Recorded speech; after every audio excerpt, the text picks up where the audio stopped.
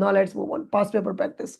I would like to talk about this past paper practice that not all of you, some students with whom I had interacted in the past, not in the too much past, in the recent uh, 5 to 6 months back, I believe so. So they are not practicing their past papers. They are just relying on the lectures, which is a very wrong approach. All the way, my lectures and early lectures, we include extensive past paper practice, but you must not need to discount this past paper practice.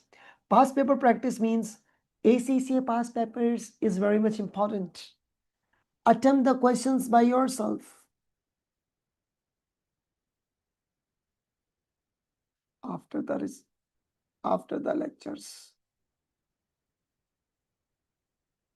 right? What does it mean? For example, you have finished with a particular lecture and then later on you have to revise it.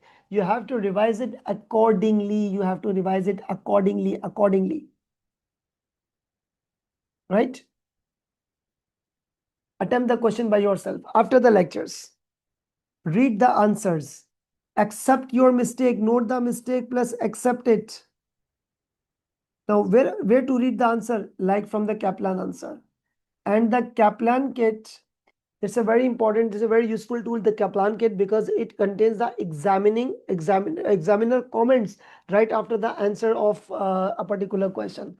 So you must need to accept down your mistake, and then when you have accepted your mistake, now improvisation will be much more easier for you.